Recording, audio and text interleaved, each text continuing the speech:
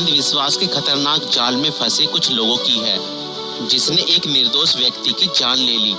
इस केस में प्रेमिका ने अपने प्रेमी के साथ मिलकर अपने पति को मौत के घाट उतार दिया और उसके शव को 15 टुकड़ों में काटकर एक ड्रम में भर दिया और उसके अंदर सीमेंट डाल दिया। मगर चलिए इस कहानी को शुरुआत से देखते हैं। 2016 में मेरठ निवासी सौरभ राजपूत की मुलाकात मुस्कान रस्तोगी से हुई। दोनों के बीच प्रेम हुआ और कुछ सालों बाद उन्होंने शादी कर ली। लेकिन यह शादी सौरभ के परिवार को पसंद नहीं आई, क्योंकि मुस्कान एक अलग जाति से थी। इसके बावजूद दोनों ने अपने रिश्ते को मजबूत बनाए रखा। सौरभ मर्चेंट नेवी में जॉब करते थे और लंदन में पोस्टेड थे। शादी के कुछ समय बाद सौरभ लंदन चले गए, जबकि मुस्कान अपनी बेटी के साथ मेरठ में रहने लगी। इस दौरान उनकी जिंदगी में एक तीसरा व्यक्ति साहिल शुक्ला आया, जो मुस्कान को पहले से ही जानता था। सौरभ के लंदन में रहने के कारण मुस्कान की नजदीकियां साहिल से बढ़ने लगी। साहिल, जो पहले से ही मुस्कान को पसंद करता था, अब खुलकर उसके साथ वक्त बिताने लगा। मुस्कान ने उसे यह यकीन दिला दिया कि वह अपने पति के साथ खुश नहीं है और वह साहिल से सच्चा प्यार करती है। साहिल शुक्ला अंधविश्वासी प्रवृत्ति का था और आत्माओं, तंत्र मंत्र जैसी चीजों में विश्वास करता था। मुस्कान ने इस बात का फायदा उठाते हुए उसके लिए स्नैपचैट पर एक फर्जी अकाउंट बनाया, जिससे वह साहिल शुक्ला की मरी हुई मां के नाम से चैट करती थी। इस फर्जी अकाउंट से वह साहिल को यकीन दिलाने लगी कि उसकी मां की आत्मा मुस्कान को पसंद करती है और चाहती है कि वह दोनों साथ रहें। धीरे धीरे साहिल पूरी तरह से मुस्कान की बातों में फंस गया। मुस्कान ने उसे यह विश्वास दिलाया कि अगर वह उसके पति सौरभ को रास्ते से हटा दे तो वो दोनों एक साथ रह सकते हैं। साहिल अब पूरी तरह से मुस्कान के इशारों पर नाचने लगा था। मुस्कान और साहिल ने मिलकर सौरभ को मारने की साजिश रची। 4 मार्च 2025 को जब सौरभ लंदन से मेरठ अपनी पत्नी और बेटी से मिलने आया, तब मुस्कान ने सौरभ की फेवरेट सब्जी कोफ्तों में बेहोशी की दवाई मिलाकर खिला दी।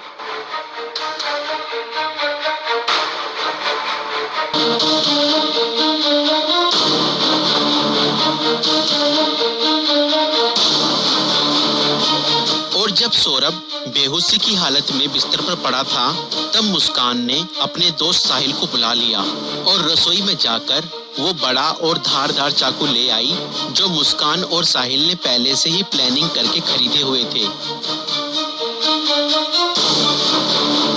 और करीब 20 मिनट तक साहिल ने मुस्कान को बताया कि कैसे उसे अपने पति का वध करना है।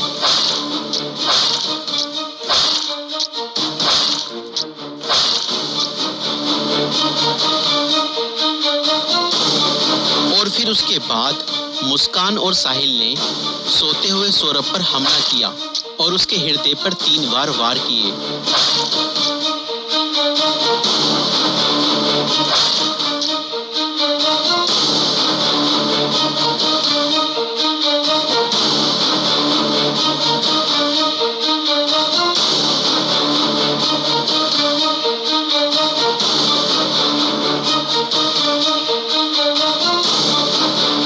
और घर में पड़े कूलर को भी ऑन कर दिया ताकि उसकी आवाज किसी को भी ना सुनाई दे। जब उन्होंने सौरभ को खत्म कर दिया, उसके बाद वह उसकी बॉडी को बाथरूम में ले गए।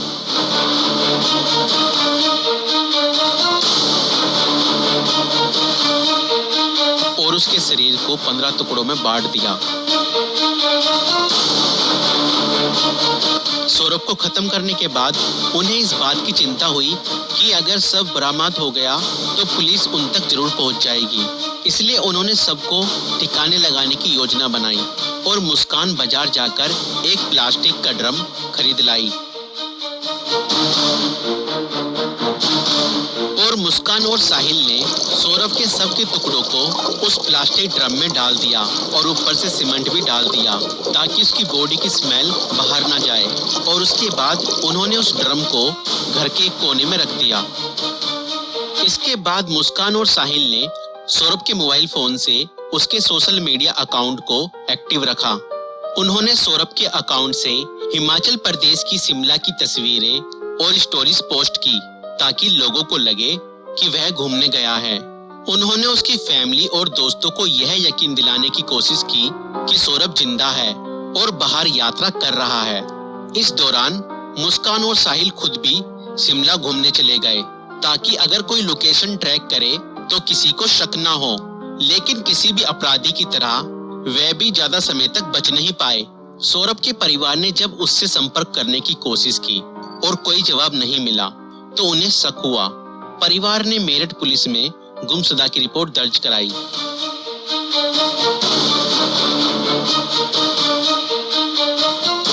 और इसी बीच मुस्कान ने अपने माता पिता को बताया कि शायद सौरभ का मर्डर हुआ है और उसके घर वालों ने ही उसका मर्डर किया है। मगर मुस्कान के पिता ने कहा, नहीं बेटा, किसी के भी घर वाले कितना ही नाराज हो जाएं तो भी ऐसा कदम अपने बेटे के लिए नहीं उठा सकते। बेटा, मुझे सच सच बताओ, सौरभ कहाँ है? मुझे सच्चाई बताओ, मैं किसी से कुछ नहीं कहूँगा। और तब मुस्कान ने अपने पिता को बताया कि उसने और साहिल ने मिलकर सौरभ को खत्म कर दिया है। और इतना सुनते ही मुस्कान के पिता ने पुलिस को सारी खबर बता दी।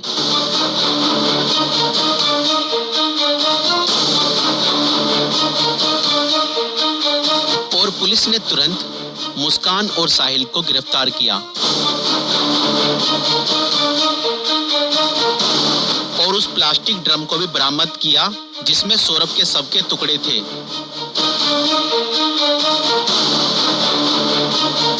उस प्लास्टिक ड्रम को काटा गया और सौरभ के शरीर के टुकड़ों को बरामद किया गया। इस खौफनाक हत्या मिस्ट्री का अंत पुलिस द्वारा हत्यारों की गिरफ्तारी के साथ हुआ। पुलिस ने मुस्कान और साहिल को गिरफ्तार कर लिया। दोनों पर हत्या, साजिश और शव को छुपाने के गंभीर आरोप लगाए गए। दोस्तों, ये घटना हमें यह सिखाती है कि अंधविश्वास का अंजाम बहुत बुरा और भयानक होता है।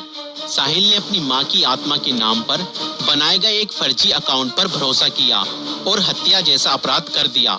और गलत संबंध और रिश्तों का अंजाम बहुत बुरा ही होता है।